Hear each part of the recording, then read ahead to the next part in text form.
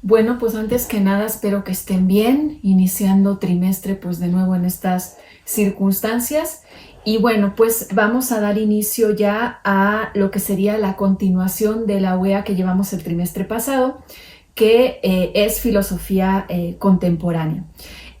Digamos que filosofía contemporánea suponía un panorama tan grande de autores que en aras de lo cortos que son los trimestres y de las circunstancias he tenido pues básicamente que recortar, sí, por no decir mutilar, casi casi.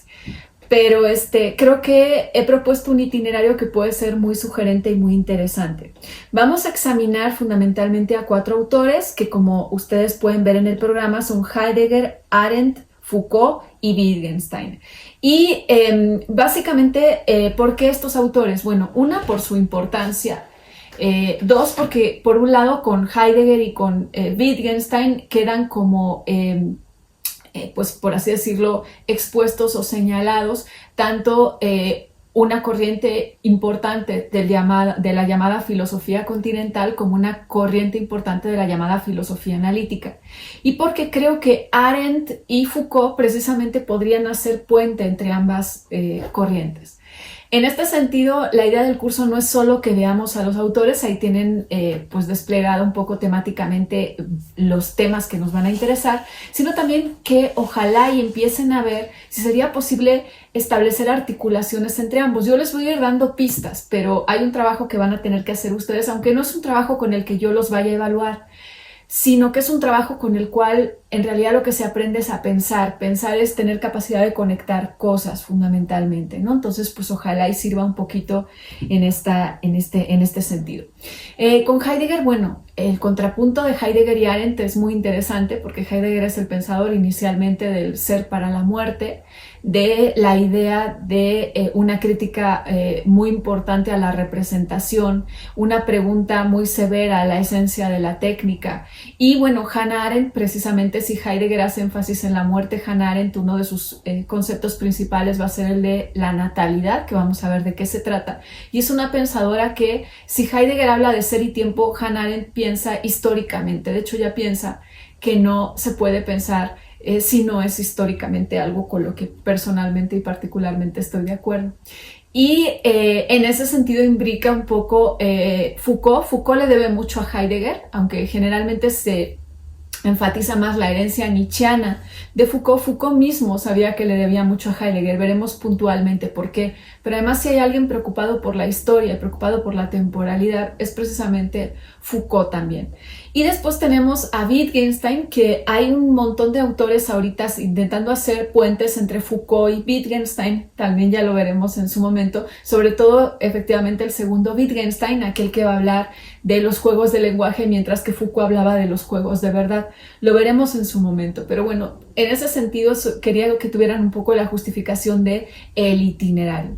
Como les dije la vez pasada, a veces la manera más precisa de pensar algo no es dirigirse directamente hacia ese algo, sino pensar en su horizonte. Entonces creo que todo lo que estamos viviendo ahorita podemos pensarlo o nos puede dar pautas para hacernos muchas preguntas los 4 autores que les he señalado. Entonces creo que también en ese sentido puede ser enriquecedor pues contribuir, por así decirlo, a iluminar aspectos de lo que vivimos, de lo que pasa, de nuestro tiempo, de la historia que está acaeciendo aquí y ahorita, a través de las herramientas que vamos adquiriendo, como por ejemplo estas de filosofía contemporánea, ¿no?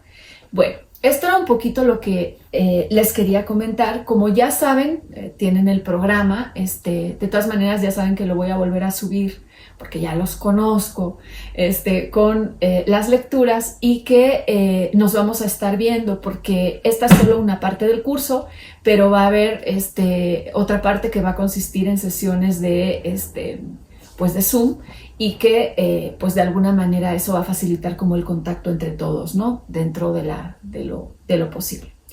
Bueno, pues dicho esto, voy a iniciar con lo que sería nuestra primera sesión, que es precisamente introducirnos un poco en el pensamiento de Heidegger. Como siempre, voy a hablar un poco de Heidegger primero, de su contexto histórico, de quién es, de dónde procede básicamente, Y luego lo único que voy a hacer hoy en esta primera sesión es acercarme a lo que creo que son los conceptos fundamentales o los primeros conceptos, los conceptos básicos de lo que va a ser su obra de 1927 con la cual vamos a empezar, que es Ser y Tiempo. Dicho esto, pues bueno, vamos a empezar un poquito hablando de Heidegger. Heidegger nace el 26 de septiembre de 1889 en una pequeña ciudad de Baden, entre el Alto Danubio y el lago de Constanza. Bien, una de las cosas curiosas de Heidegger es que intentó ser jesuita, intentó ser sacerdote jesuita. En 1909 se dirige al noviciado de los jesuitas, en el cual va a durar muy poquito tiempo. Como saben ustedes, la formación para ser sacerdote todavía al día de hoy incluye la filosofía y la teología, y muchos de los autores que hemos visto que ya sea por ellos mismos o por la familia que los orientaba hacia allá y iban para sacerdotes, descubren la filosofía estudiando teología y como que dicen adiós teología.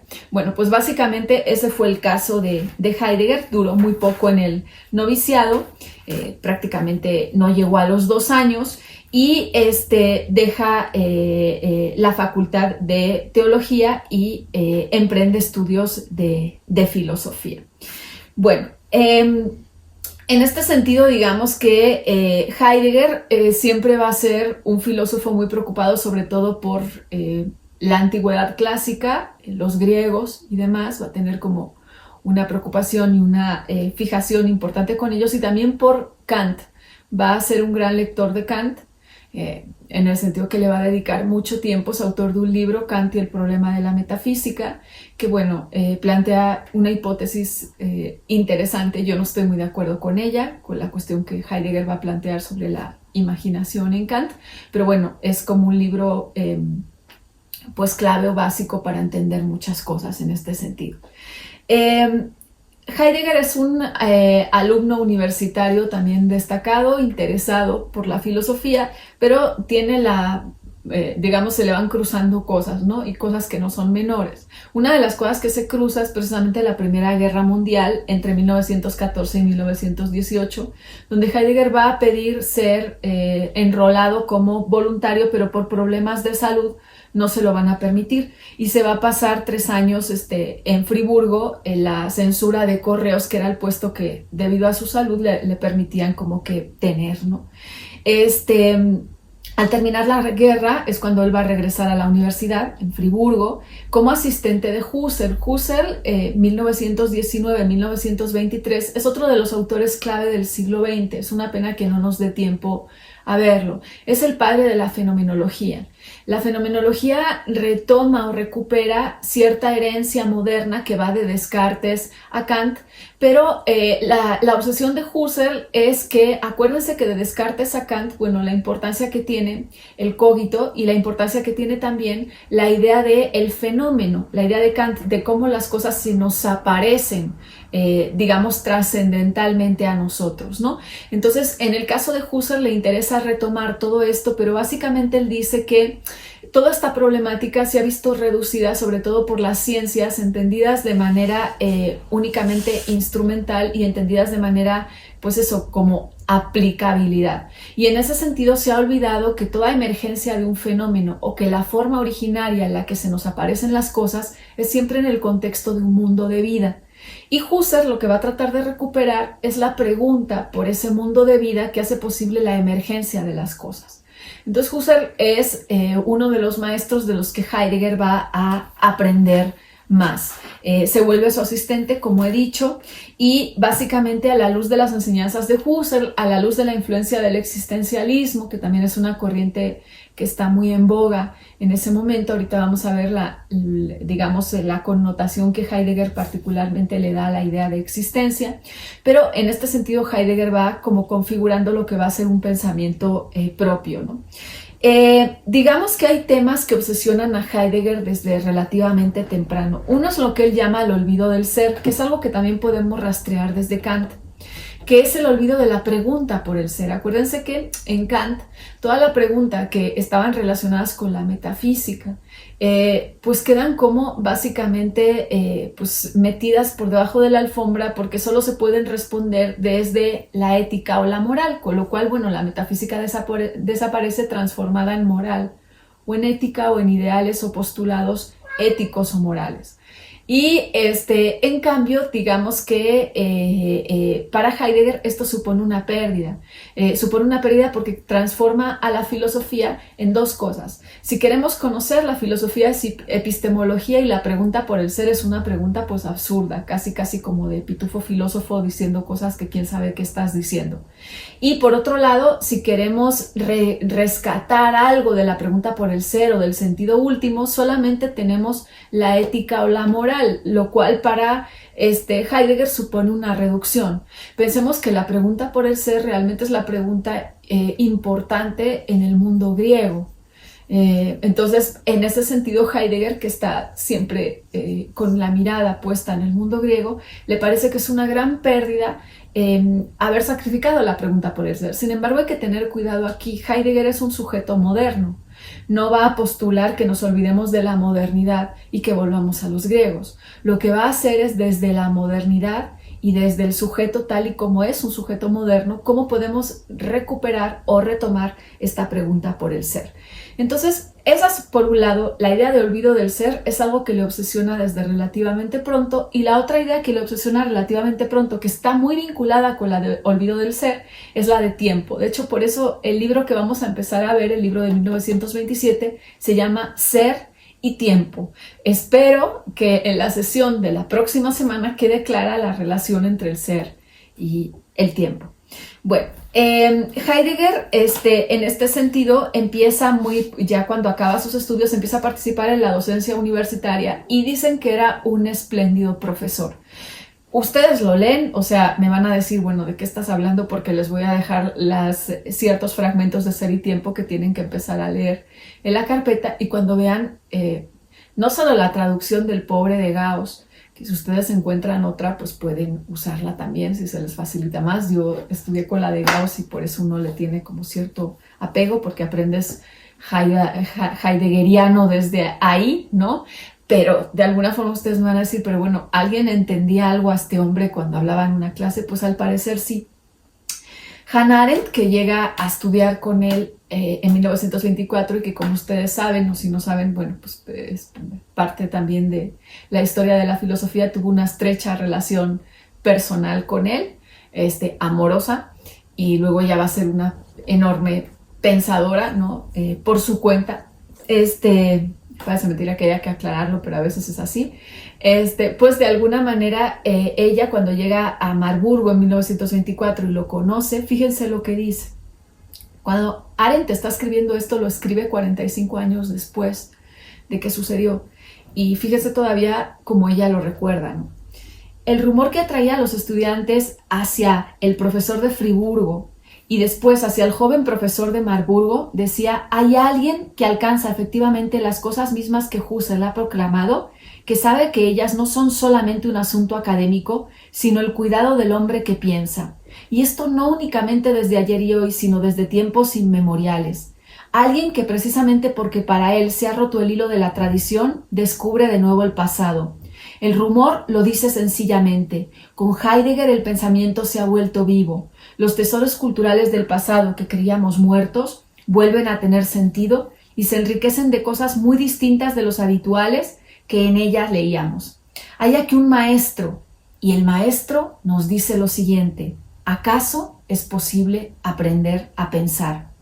Yo, dice Hannah Arendt, seguía ese rumor, y lo que entonces experimentaba era que el pensamiento como actividad pura, es decir, como algo que no se pone en movimiento ni por la sed de saber ni por el deseo de conocer, puede convertirse en una pasión que no ahoga las otras capacidades, sino que las ordena y gobierna. Estamos tan habituados a las viejas oposiciones de razón y pasión, de espíritu y vida, que la idea de lo que Heidegger era, un pensador apasionado en el que pensar y estar vivo eran lo mismo, nos resultaba absolutamente extraña. Bueno, eso era lo que encontraban aquellos alumnos que en los años 20 iban a tomar clase con Heidegger. Como les decía, Ser y Tiempo, que es el fruto de toda esta etapa, va a aparecer en 1927, pero entre tanto empieza en Alemania una crisis muy profunda, la crisis económica de 1929, que tiene una secuela muy trágica, y por eso les decía, hay cosas que léanlas y mírennos. Tiene una secuela muy trágica, deja 6 millones de personas sin trabajo, literalmente en la calle. En esta situación absolutamente insoportable es cuando el nacionalsocialismo, ¿sí?, el movimiento hitleriano, va a empezar a tener fuerza.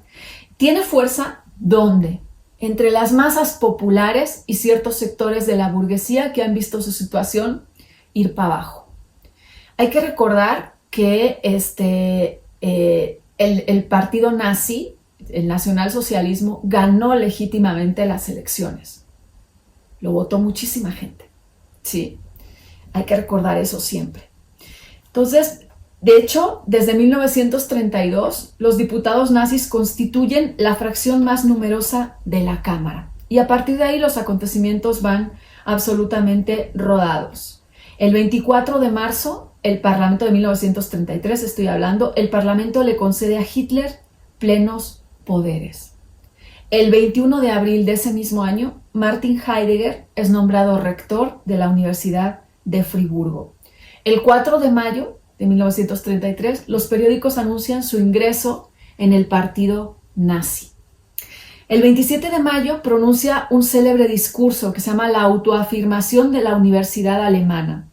En ese discurso, que la verdad es malísimo, pero bueno, vemos aparecer, sin embargo, ciertos conceptos que están operativos en Ser y Tiempo, conceptos como historia, resolución, destino, que veremos posteriormente. El discurso como les decía, es malo, porque es muy vago, es muy ambiguo, es muy comodón, es como que de alguien que está tratando de acomodarse sin quemarse demasiado. En este sentido, no menciona para nada, por ejemplo, Heidegger en ningún momento del discurso la palabra nacionalsocialismo, la palabra Führer, por ejemplo, ¿no? Es una de las cosas que él hace, pero sí menciona la idea de trabajo, la idea de disciplina. Para entender todo este contexto, y lo digo porque creo que es importante, como le decía a alguien la vez pasada, no es que haya que elegir entre el filósofo y el hombre cuyas posiciones políticas nos pueden parecer absolutamente detestables, de hecho, ojalá y nos lo parezcan, sino que hay que pensarlos juntos. Siempre hay que pensar juntos el genio y la oscuridad, porque la gente o los pensadores muchas veces vienen así, y ese es el reto, no tener como ideas de pureza de ningún discurso, sino saber ver simultáneamente la grandeza o la genialidad sin negar en ningún momento la bajeza o, digamos, la comodidad que a veces hace que las personas puedan ser, en términos éticos o políticos, absolutamente mediocres, ¿no? Entonces, bueno, en este sentido hay que entender un poco por dónde viene todo esto que les acabo de decir. Heidegger había sido elegido por el rector que salía, y en realidad había sido elegido en un claustro de profesores que se había visto reducido a casi la nada. ¿Por qué? Porque habían tenido que excluir obligatoriamente a los profesores judíos del claustro de profesores. Hay que señalar que Heidegger, con todo y lo que les acabo de decir de su postura comodona, mediocre, megalomaníaca, como veremos que explica muchas de estas cosas que suceden en este periodo, y de su vinculación con el Tercer Reich, no es un pensador que tuviera, que quisiera excluir a los profesores judíos. Husserl, su maestro, era judío. Hannah Arendt, su amante, era judía.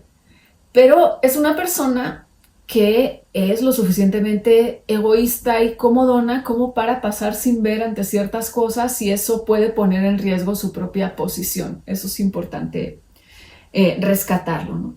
Entonces, lo que hay que señalar es que, bueno, cuando Hitler toma el poder, todo el personal directivo de la universidad tenía que pertenecer sí o sí al partido nazi. Y es ahí donde Heidegger, pues, se mete al partido nazi. No se había metido antes, y después, pues, va a tener con ellos episodios de connivencia o de llevarse bien y también rifirrafes, pero ya veremos por qué. Aunque lo cierto, y eso también hay que decirlo, es que pagó religiosamente su cuota hasta 1945, precisamente cuando todo se cae ya y se derrumba, ¿no? En 1900, Heidegger va a decir lo poco que él dice sobre esto, porque además siempre fue muy renuente a hablar sobre el tema, en una entrevista que se publicó muchos años después, es que pues él en 1933 vio que si quería ser rector y estar en la rectoría, pues no podía hacerlo sin asumir ciertos compromisos y que entonces decidió asumirlos, ¿no? Es de las pocas cosas que él va a decir. En realidad, esto es una media verdad. Todo esto que les estoy contando lo trabajó mucho Víctor Farías, que es el que destapa la caja de los truenos, cuando empieza a sacar pues todas estas vinculaciones de Heidegger, ¿no? Y saca un libro al respecto. Víctor Farías es un autor chileno con respecto a las vinculaciones entre Heidegger y el Tercer Reich. Como les digo, esto es verdad, pero es solo una media verdad. ¿Por qué? Porque en realidad Heidegger tiene una personalidad también megalomaníaca un poco, ¿sí? ¿En qué sentido digo esto? En que está obsesionado con reivindicar para la universidad alemana y para él mismo como rector el papel de guía, por así decirlo, de guías espirituales en la construcción del nuevo Estado alemán. Y él quiere para él ese papel. Entonces eso le va a cegar hasta el punto de asumir un montón de compromisos. Heidegger llega a la rectoría queriendo ser un rector que para dirigir la universidad no cuente con absolutamente nadie. Se siente como un filósofo elegido, como guía espiritual del nuevo movimiento que está sucediendo en Alemania e incluso como el pensador importante, más importante después de Heráclito. Todas estas cosas piensa él. Esto no se queda solo en pensamientos. El 21 de agosto de 1933, el Ministerio de Culto e Instrucción Pública de Baden, de la cual depende la Universidad de Friburgo, publica una ley provisional en virtud de la cual el rector Heidegger es nombrado Führer de la universidad. El nuevo cargo, ¿por qué se caracteriza? Bueno, pues no tiene ninguna limitación temporal y él solito tiene la potestad, la facultad de nombrar decanos, todo lo que antes correspondía, digamos, al Senado universitario. Pongan ustedes, salvando las distancias enormes, porque la UAM es mucho más democrática, aunque ustedes no lo crean, nuestro colegio académico, todo eso que antes hubiera correspondido a una función así, pues Heidegger dice no, ahora todo va a recaer sobre mí. Entonces el Senado universitario se mantiene ahí, o sea, pero como órgano consultivo, no tiene ninguna potestad de decidir nada. Bueno, el 22 de agosto, uno de los decanos precisamente escribe esto en su diario y lo digo porque me hace gracia, ¿no? Dice, he aquí la mala pasada que nos ha jugado ese loco de Heidegger cuando lo elegimos porque no había nadie más. Dice, ese loco nos ha jugado esta mala pasada de pasar por encima de nosotros. A buena hora lo elegimos como rector. Pues sí. Entonces, en este sentido, digamos que el problema que tiene aquí es algo que Benedetto Croce, que es este autor italiano que trabajaba y que reformula, tiene una idea, una reformulación de Hegel, que va a ser crucial en el pensamiento de muchos pensadores italianos posteriores, ya sea para alinearse digamos, a favor o en contra. Por esa época le escribe a un amigo suyo, conoce a Heidegger, en 1933, y le escribe, no creo que Heidegger pueda hacer mucho en política. Nuestros dictadores se ríen de las teorías. Pues sí, pero Heidegger estaba tan ensoberbecido, era tan megalomaníaco, que pensaba que él podía convencer a Hitler de que él era su guía espiritual y de que él y la Universidad Alemana iban a ir a la cabeza de la reconstrucción del Estado alemán. Evidentemente, pues Hitler lo estaba usando para sus propósitos y las teorías de Heidegger pues se le hacían de alguien que estaba más para allá que para acá, ¿no? Pero Heidegger tardó mucho tiempo en darse cuenta, ¿no? ¿Quién se lo hace saber? Bueno, ¿quién creen ustedes que se lo hace saber? Los estudiantes, ¿sí? Los estudiantes empiezan a organizarse en la universidad de un modo casi paramilitar, bajo las filas del nacionalsocialismo. Y Heidegger empieza a tener un montón de broncas con ellos. Y por eso les decía yo antes que Heidegger es un pensador o una persona muy ambivalente en muchas cosas. poco a poco esta organización paramilitar nacional socialista se va adueñando de la universidad. ¿Y qué sucede? Que Heidegger, ¿por qué tiene broncas con ellos? 2 días después de que Heidegger asume el cargo, ya los estudiantes le habían dado un aviso porque intentaron colgar unas carteles contra los judíos en la universidad y Heidegger lo impide. Después intentan hacer una quema de libros y Heidegger lo impide.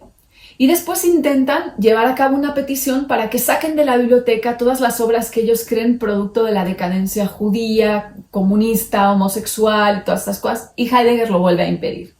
Pero en este sentido, ¿qué va sucediendo? Que lo que le hace abrir los ojos a Heidegger fue darse cuenta de que la organización estudiantil nacional socialista acaba teniendo sus oficinas en la misma universidad y que su jefe, que es un chavo, acaba siendo nombrado miembro nato del Senado universitario. Ahí Heidegger se da cuenta básicamente de que las riendas de la universidad realmente no están en sus manos, sino en las de un estudiantado que están jerárquicamente organizado con base y conforme al Tercer Reich. Eso lo lleva a dimitir. Solo un año después de haber asumido el cargo, Martin Heidegger dimite. ¿Qué hace después de dimitir? Pues básicamente retorna a sus tareas académicas en Friburgo, pero empieza a dar cursos donde él se está peleando con el pensamiento alemán, con Hölderlin y con Nietzsche. En realidad es un ajuste de cuentas con la interpretación que de estos autores se hace en el Tercer Reich. Heidegger empieza a criticar discretamente el uso que de nociones como pueblo, sangre y suelo se hace por parte del Tercer Reich. Y sin embargo, al mismo tiempo sigue frecuentando al Tercer Reich. Es el único profesor alemán invitado en la Alta Escuela de Política Alemana de Berlín, donde da conferencias ante gente tan espantosa como Goebbels. Y en ese sentido, digamos que siempre mantiene como esta ambigüedad. El 26 de septiembre de 1939, Heidegger cumple 50 años. Y empieza, poco tiempo después, va a empezar la Segunda Guerra Mundial. Van a ser tiempos muy difíciles para él porque ve a uno de sus hijos, a Georg, desaparecer en el frente de batalla. Y en 1944, como alguien ya ha caído o que ya no sirve tanto al régimen, es enviado a cavar trincheras en el Rin. Después, cuando regresa a Friburgo, es abucheado por los estudiantes. Entonces, bueno, antes de que los aliados finalmente entraran en la ciudad, Heidegger escapó en bicicleta, ¿no? Todo esto pasó en esta época, ¿no? Hay que señalar, como les decía, que Heidegger, no obstante, nunca jamás va a reconocer su error con respecto a haber apoyado al régimen nazi. Es algo que él siempre rodea de oscuridad, trata de no tocar el tema, pero en lugar de decir, pues sí, me equivoqué, pues las personas megalómanas tienen mucha dificultad en decir algo tan sencillo como eso. Y Heidegger no era la excepción, ¿no? En cualquier caso, sí hubo consecuencias, ¿sí? Terminada la guerra y consumada la derrota de Alemania, hay un proceso de depuración por parte, de depuración de todos los profesores que se sospecha que colaboraron con el nacionalsocialismo, y Heidegger, pues es separado y apartado de la docencia. Hasta 1951 es cuando Heidegger va a volver a enseñar en la Universidad de Friburgo como profesor jubilado. Hay que decir que con un enorme éxito, como les digo, siempre fue un gran profesor, al parecer tenía un don para transmitir muy notable, y finalmente muere en Friburgo el 26 de mayo de 1976. Bueno, vamos a ver ahora las 4 nociones sobre las que va a cabalgar la filosofía heideggeriana y que se hacen explícitas en Ser y Tiempo, esta obra de 1927. Primero las voy a mencionar. Acuérdense que en todo esto pues ustedes tienen que ir tomando nota para no perderse y viendo pues si están entendiendo y pues también formulando preguntas en caso de que no sea así. Recuerden que pueden contactarme por correo electrónico o apuntar las dudas y en la sesión que vamos a tener de Zoom pues para que yo las pueda resolver y también para que si alguien más las tiene, pues compartamos entre todos qué es lo que está pasando y qué es lo que se entiende y lo que no se entiende. Bueno, estas 4 nociones son las siguientes: ente, ser, Serai o Dasein y existencia. Son en las que me voy a centrar para esta sesión, para ya finalizar la sesión. Bueno, empecemos por la noción de ente. Para entender la noción de ente, lo primero que tenemos que hacer es mirar a nuestro alrededor. Cualquier persona que mire a su alrededor puede decir que hay. Hay una silla, hay cielo, hay gato, hay programas, hay libro, hay mano, ¿sí? Entonces, en este sentido, digamos, eso que hay, ¿qué es? Eso que hay es lo que los antiguos griegos y latinos llamaban ens, y lo que Heidegger va a llamar el ente, ¿sí? ¿Qué se entiende por ente? Básicamente, por ente se entiende todo aquello que es. Es la primera cosa que tienen que tener clara. Ente es todo aquello que es, ¿sí? La piedra, el animal, el hombre, Dios son entes. Entes, las cosas, recuerden a Aristóteles, no son de la misma manera. Hay cosas que pueden ser reales, cosas que pueden ser imaginarias, cosas que pueden ser... Pero de alguna forma, todo lo que a lo que me he referido es de una o de otra manera, en tanto que podemos ubicarlo, por así decirlo, ¿sí? Bien. Entonces, en este sentido, digamos que, ¿qué es lo que podemos decir del ente o de las cosas? De la piedra, de la silla, del libro, de mi mano, del gato, Tesla, perdón, que son. De Tesla o del gato podemos decir que es, ¿sí? Entonces, el ente es. Los entes son, ¿sí? Entonces, en ese sentido, vemos que no es lo mismo ente que ser. El ente es la piedra, la mano, la silla, el gato, el caballo. El ser es lo que va a hacer que el ente sea, ¿sí? Básicamente vamos a tratar de centrarnos en esto. A ver, si volvemos otra vez a la diferencia entre ente y ser. A los entes es muy fácil agarrarlos y aprenderlos. Es decir, eso es un sofá, eso es el gato, eso es una obra de Platón. Un ente se puede tratar así. Al ser, no. Los entes se pueden representar, pero ¿cómo nos representaríamos al ser? ¿Sí? Entonces, esa es la primera cuestión que nosotros tenemos que ver. ¿Por qué el ser no puede ser representado como sí puede serlo representado cualquier ente? Por una cuestión muy básica. El ser no es ningún objeto y por lo tanto no puede ser representado. No es una cosa, pues. No es un ente. ¿Sí? Entonces, en este sentido, digamos que básicamente esa es una de las diferencias entre el ser y el ente. Por eso Heidegger va a decir que entre el ente y el ser hay una diferencia ontológica. En este sentido, el ser no puede ser jamás conceptualizado como si fuera una cosa o un objeto, porque precisamente se caracteriza por no ser ni una cosa ni un objeto. Entonces, ¿qué es lo que caracteriza a ese ser que no es ni una cosa ni un objeto y por lo tanto no es un ente? Que es aquello que hace que las cosas sean. Sin ser él mismo, ninguna cosa. ¿Sí más o menos me doy a entender? Por eso hablamos de que hay una diferencia ontológica entre los entes y el ser que impide que el ser se identifique con ningún ente. El ser es aquello gracias a lo cual las cosas son y podemos decir que son. Pero el ser no es una cosa, no es un ente, ¿sí? Esa es la primera cosa que tenemos, valga la redundancia, que tenemos que tener claro. No nos olvidemos que todo esto que les estoy contando es en ese contexto general de la pregunta que Heidegger se hace por el ser. Esa pregunta que después de Kant parece que ha quedado absolutamente tachada. Entonces, por así decirlo, la diferencia ontológica además entre el ser y el ente radica, como les he dicho, en que los entes se pueden representar, el ser no. Los entes son gracias al ser, pero el ser, sin embargo, no puede ser reducido a ningún ente. Esa es la segunda característica. Y la tercera característica es que nosotros solo podemos comprender algo, una cosa, un ente, si tenemos alguna noción de ser, ¿sí? Porque si no, simplemente no tendríamos ningún contacto. Para que nosotros podamos comprender algo, ese algo tiene que ser. Entonces, en este sentido, para comprender el gato tiene que ser. Luego yo ya tengo que tener una precomprensión del ser previa para comprender un ente.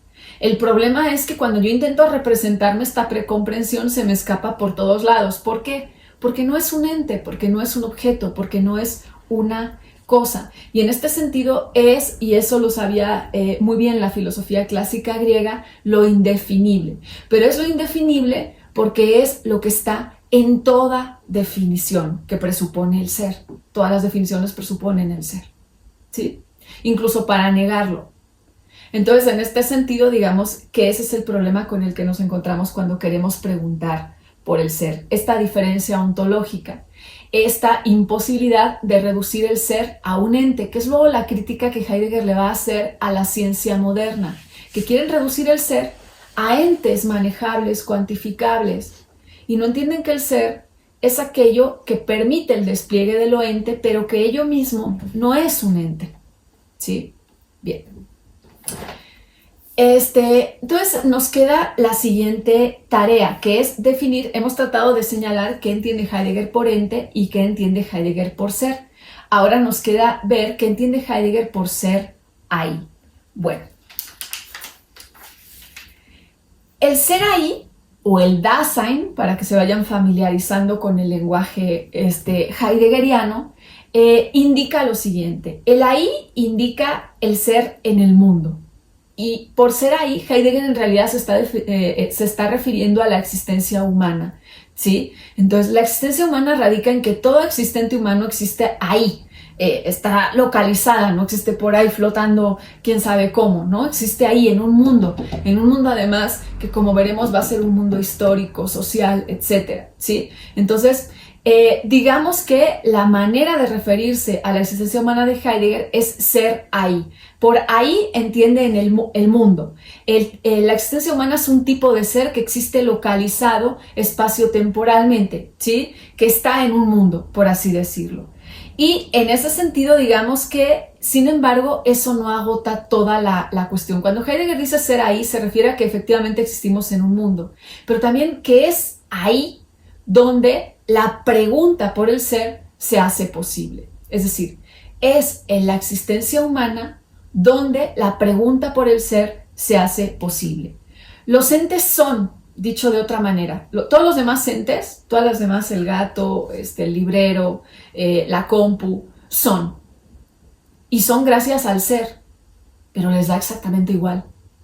Ninguno de esos entes, ni mi gato, bueno, mi gato, quién sabe, ni mi gato, ni los libreros, ni el sol, se pregunta por el ser. ¿Quién es el único ente que se pregunta por el ser? El existente humano. Por eso, ser ahí significa existir en un mundo, pero también ser ese lugar, ese ahí, donde se formula la pregunta por el ser. Porque todos los demás entes, como les digo, son gracias al ser, pero no lo saben y en consecuencia no se preguntan por el ser. El único ente que se puede preguntar por el ser es el ser ahí, o Dasein, o existente humano. Bien. Entonces, en ese sentido, esta sería como la definición o la aproximación que podríamos dar al ser ahí o Dasein desde Heidegger. Lo que Heidegger está abriendo aquí, por eso precisamente algo como ser o no ser, es una pregunta humana, ¿sí? La pregunta por el ser, la pregunta por y así lo estamos planteando muy a lo Hamlet o muy de manera muy abstracta, pero en realidad esto tendría que aterrizar más. La pregunta por qué estoy haciendo de mi vida, la pregunta por qué sentido tiene todo esto, la pregunta por para dónde voy, es una pregunta humana. Los animales no se hacen esta pregunta, diría Heidegger. Se limitan a Nosotros forma parte de nuestra peculiaridad, para algunos sería de nuestro privilegio, yo creo que eso hay que dudarlo y hay que interrogarse mucho acerca de esas jerarquías que establecemos, pero desde este punto de vista de Heidegger estaría justificada esa lectura, ¿no? Los filósofos también se pueden discutir, de hecho es recomendable hacerlo. Y bueno, en este sentido forma parte de nuestra particularidad ser el único ente que para Heidegger se interrogaría acerca de el ser. Ahora, lo que me interesa subrayar aquí también es que con esto Heidegger está ubicando ser y tiempo en toda la problemática trascendental. Recordemos cómo era la problemática trascendental desde Kant. ¿Qué era lo que hacía Kant? Recuerden la palabra trascendental que vimos hasta el cansancio en el trimestre pasado. ¿Qué era lo que hacía Kant cuando quería conocer algo? ¿En qué consistía el giro copernicano de Kant y el giro trascendental? Que Kant no iba al objeto, iba al sujeto que conocía al objeto y por lo tanto encontraba las condiciones trascendentales que dentro de ese sujeto permitían conocer el objeto. ¿Sí más o menos se acuerdan? Bueno, en este sentido, Heidegger va a ser heredero, por eso les decía que es un sujeto moderno que sí retoma la pregunta griega por el ser, pero desde la modernidad. Heidegger va a ser heredero de esta lectura. ¿Y qué va a hacer? Preguntarse por las condiciones a priori o trascendentales que harían viable o que harían factible, digamos, que nosotros pudiéramos tener una comprensión del ser. ¿Sí? Repito, Heidegger no va al ser, va al sujeto que conoce el ser. Y en ese sentido replica el movimiento de Kant, que cuando quería conocer al objeto, no iba al objeto, sino al sujeto que tiene condiciones trascendentales que lo habilitan para conocer el objeto. Entonces la pregunta que se va a formular Heidegger en Ser y Tiempo es ¿cómo está hecho, qué condiciones, qué estructuras va a tener el ser ahí o Dasein o el existente humano para poder, digamos, comprender o tener esta precomprensión del ser? ¿Sí? Esa va a ser como el giro que él va a formular. Bueno, en este sentido, digamos que tenemos que vincular todo esto con el cuarto término que les había dicho, que es el de existencia. ¿Sí? Existencia hay que entenderlo aquí de manera kierkegaardiana. Kierkegaard es otro filósofo que no nos ha dado tiempo a ver. Es un filósofo del siglo XIX muy peleado con Hegel, danés. Y bueno, se le considera en muchos aspectos como un precursor o como alguien que va a tener una lectura cercana al existencialismo, que es anterior a los existencialistas del siglo XX, por supuesto. Entonces, en este sentido, digamos que Heidegger va a entender la existencia en un sentido casi kierkegaardiano. Existencia es el modo de ser del hombre. Dasein, recuerden, es el ser del hombre, ser ahí, ¿sí? Y el modo en el que ese ser del hombre es existir, es existiendo. Esto quiere decir que Heidegger se alinea aquí con el existencialismo que uno puede ver, por ejemplo, en Jean-Paul Sartre y en otros autores, que es que lo que caracteriza al Dasein, en este caso humano, es no tener esencia, sino tener existencia. A ver, ¿a qué me refiero con esto? A que si tuviéramos una esencia diríamos que hay una manera ya fijada y determinada de ser hombre y que ya ahí se acaba el asunto. Pero para Heidegger y para los existencialistas, en realidad, lo característico o lo propio de lo que somos es nuestra condición abierta. Es nuestra condición de que podemos transformar lo que consideramos la esencia de lo humano todo el tiempo. Piénsenlo en pues todo lo que hemos aprendido de transformaciones de sexo, en los procesos reproductivos, y eso podría transformarse todavía muchísimo más hasta casi volvernos irreconocibles con respecto a nosotros mismos. No me estoy metiendo a valorar moralmente eso. Una cosa es un juicio moral y otra cosa es lo que se puede o no se puede. ¿Sí? Entonces, en este sentido, ¿qué querría decir esta posibilidad de transformación? ¿Sí? Ya piensen que está el famoso manifiesto Cyborg de Donna Haraway que dice, bueno, esta separación entre hombre y máquina ya no se sostiene porque ahora la gente tiene, yo qué sé, una pata eléctrica o un marcapasos o quién sabe qué cosa, ¿no? Entonces, a todo esto, desde otra perspectiva, pero se está refiriendo Heidegger con existencia. Existir es que no tenemos una esencia determinada o fija de antemano y por eso podemos transformarnos. Eso no quiere decir que las transformaciones no tengan consecuencia en mejores o peores formas de vida, pero podemos transformarnos de muchas maneras. Y en ese sentido y en ese aspecto es que somos tareas inacabadas. Entonces, esto que tiene que ver, el modo de ser del hombre es este estado de estar abierto, es existir, no es tener una esencia cerrada, fija y determinada. Entonces, eso es lo que diferencia para Heidegger al Dasein de los otros entes. Los otros entes, por así decirlo, son cerrados y redondos, son lo que son y nada más. Nosotros, en cambio, somos abiertos. Tenemos que estar en cada caso viendo para dónde vamos, qué es lo que vamos a hacer, ¿sí? Entonces, en ese sentido, nuestra existencia no es algo cerrado o determinado de una vez por todas, como si tuviéramos una esencia que ya nos prescribiera, eres esto y punto. No, nuestra existencia es algo que nos indica que nuestra condición humana simplemente siempre es una tarea, un quehacer que nunca se acaba. Por eso a lo mejor nos va a generar esa palabra o ese concepto tan importante de Heidegger, que es la angustia, que también es algo que no es accidental, no es una cosa que una se pueda saltar. Para Heidegger la angustia va a ser propio de toda Dasein que se precie, porque está relacionado con esta cuestión de estar abierto, de tener que plantearte siempre la vida como una tarea, no como una esencia ya cerrada y programada, como sucedería con el resto de los entes, ¿sí? Entonces, bueno, en este sentido, en este aspecto, es en el que me interesa que tengan claros estas 4 cosas. Repito, ente, ser, que entiendan cuál es la diferencia entre ser y ente, lo que Heidegger llama la diferencia ontológica, ser ahí o Dasein, y existencia. Bien, en este sentido, la pregunta que nos falta, y ya con esto acabaríamos por el día de hoy, por responder es, bueno, ¿por qué Heidegger entonces ha retomado la pregunta por el ser desde como una problemática trascendental que le obliga a mirar al Dasein o aquel ente que puede preguntarse por ese ser? Pues precisamente, básicamente, porque el único que de alguna manera puede conocer al ser y al ente como ente es el sujeto humano. Entonces, en ese sentido, digamos que la pregunta que Heidegger va a referirse es, eso nos dice algo también del ser, ¿sí?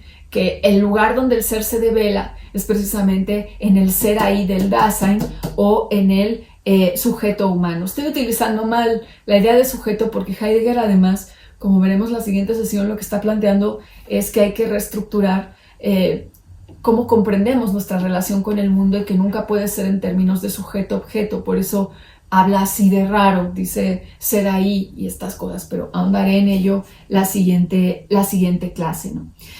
En este sentido, digamos que esto supone para Heidegger una transformación de cómo se ha entendido al hombre, entendido como antropos, no como sujeto masculino, aunque bueno, ahí podríamos tener una discusión bien interesante, nada más que no me daría tiempo. Pero entendámoslo en términos de concisión como el antropos, ¿no? Digamos, ¿cómo comprendería entonces Heidegger a este Dasein que se pregunta por el ser? En primer lugar, él va a distanciarse de la tradición clásica de la filosofía que ha contemplado al hombre como animal racional. ¿Por qué? Porque al contemplar al hombre como animal racional, el ser se reduce al logos, a lo racional. De hecho, de ahí viene la idea de ontología, el ser como logos o donde se identifica el orden de la razón.